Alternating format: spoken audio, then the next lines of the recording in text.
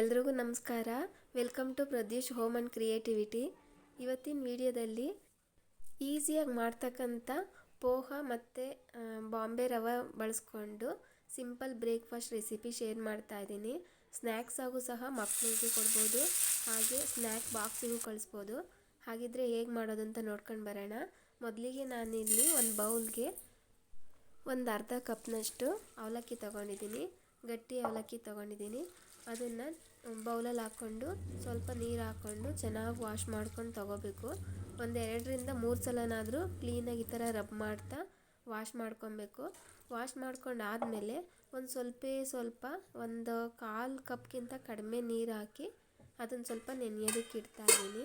ಒಂದು ಪ್ಲೇಟ್ ಮುಚ್ಚಿ ಒಂದು 10 ಮಿನಿಟ್ಸ್ ಬಿಡೋಣ.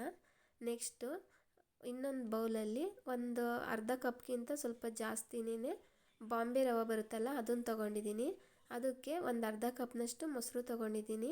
ಹಾಗೆ ನಾನು ಸ್ವಲ್ಪನೇ ಸೇರಿಸ್ಕೊಂಡು ಮಿಕ್ಸ್ ಮಾಡ್ಕೊತಾ ಇದ್ದೀನಿ. ಒಟ್ಟಿಗೆ ಒಂದೇ ಸಲ ಹಾಕ್ಕೊಂಡಿಲ್ಲ. ಫಸ್ಟ್ ಒಂದು ಸ್ವಲ್ಪ ಹಾಕ್ಕೊಂಡು ನೆಕ್ಸ್ಟ್ ಇನ್ನೊಂದು ಟೈಮ್ ಇನ್ನೊಂದು ಸ್ವಲ್ಪ ಹಾಕ್ಕೊಂಡು ಮಿಕ್ಸ್ ಮಾಡ್ಕೊತಾ ಇದ್ದೀನಿ.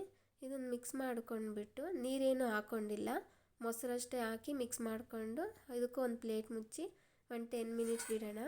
10 ಮಿನಿಟ್ಸ್ ಆದಮೇಲೆ ನೋಡಿ, ಅವಲಕ್ಕಿ ಈ ಥರ ಎಲ್ಲ ನೀರೆಲ್ಲ ಡ್ರೈ ಆಗಿರುತ್ತೆ.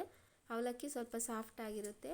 ಇವಾಗ ನಾನು ಇದನ್ನು ಒಂದು ಸ್ಪೂನ್ ಸಹಾಯದಿಂದ ಈ ಥರ ಸ್ಮ್ಯಾಶ್ ಮಾಡ್ಕೊತಾ ಇದ್ದೀನಿ. ಈ ಥರ ಆಗಿಲ್ಲ ಅಂದರೆ ಮಿಕ್ಸಿಗೂ ಕೂಡ ಹಾಕ್ಕೊಂಡು ಸ್ವಲ್ಪ ರಫಾಗಿ ಗ್ರೈಂಡ್ ಮಾಡ್ಕೊಬೋದು. ನಾನಿಲ್ಲಿ ಸ್ಪೂನ್ನಲ್ಲೇ ಈಸಿಯಾಗಿ ಸ್ಮ್ಯಾಶ್ ಮಾಡಿ ಇಟ್ಕೊಂಡಿದ್ದೀನಿ.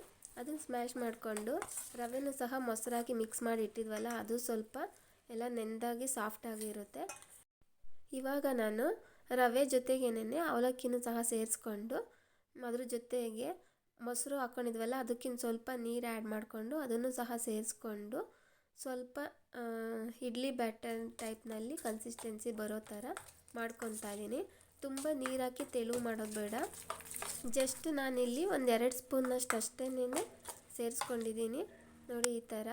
ಇವಾಗ ಇದಕ್ಕೇನೆ ಒಂದು ಸ್ವಲ್ಪ ಸಣ್ಣದಾಗಿ ಹೆಚ್ಕೊಂಡಿರೋ ಕರಿಬೇವಿನ ಸೊಪ್ಪು, 2 ಹಸಿಮೆಣಸಿನ್ಕಾಯಿ, ಹಾಗೆ ಒಂದು ಸ್ವಲ್ಪ ಕೊತ್ತಂಬರಿ ಸೊಪ್ಪನ್ನ ಸೇರಿಸ್ಕೊಂಡಿದ್ದೀನಿ.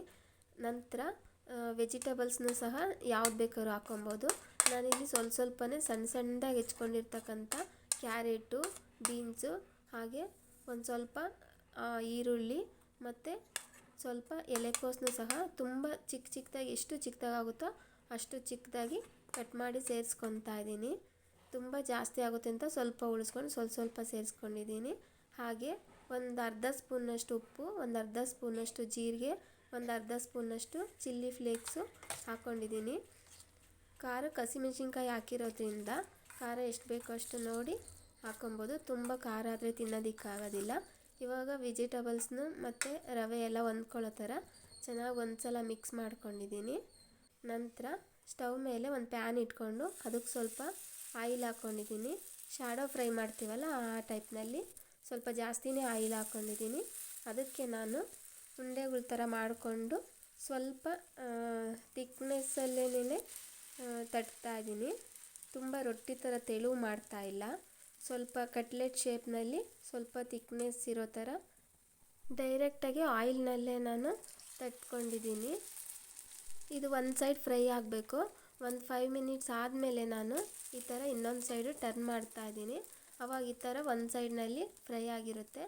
ಇನ್ನೊಂದು ಸೈಡು ಟರ್ನ್ ಮಾಡಿ ಮತ್ತು ಒಂದು 5 ಮಿನಿಟ್ಸ್ ಬಿಡಬೇಕು.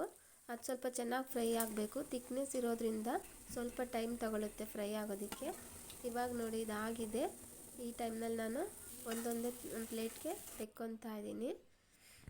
ಇವಾಗ ನಾನು ಚಟ್ನಿ ಮತ್ತು ಸಾಸ್ ಜೊತೆ ಎರಡರ ಜೊತೆನೂ ಸರ್ವ್ ಮಾಡ್ತಾ ಇದ್ದೀನಿ.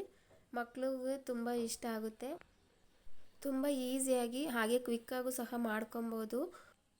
ಅವಲಕ್ಕಿ ಮತ್ತು ರವೆ ಬಳಸಿರೋದ್ರಿಂದ ಡಯಟ್ ಮಾಡೋರು ಸಹ ತಿನ್ಬೋದು. ಟೇಸ್ಟ್ ಅಂತೂ ತುಂಬಾ ಚೆನ್ನಾಗಿರುತ್ತೆ. ನಿಮಗೂ ಇಷ್ಟ ಆದರೆ ನೀವು ಒಂದು ಸಲ ಟ್ರೈ ಮಾಡಿ. ಹಾಗೆ ವಿಡಿಯೋ ಇಷ್ಟ ಆದರೆ ವಿಡಿಯೋಗೊಂದು ಲೈಕ್ ಮಾಡಿ, ಸಬ್ಸ್ಕ್ರೈಬ್ ಮಾಡಿ. Thank you for watching.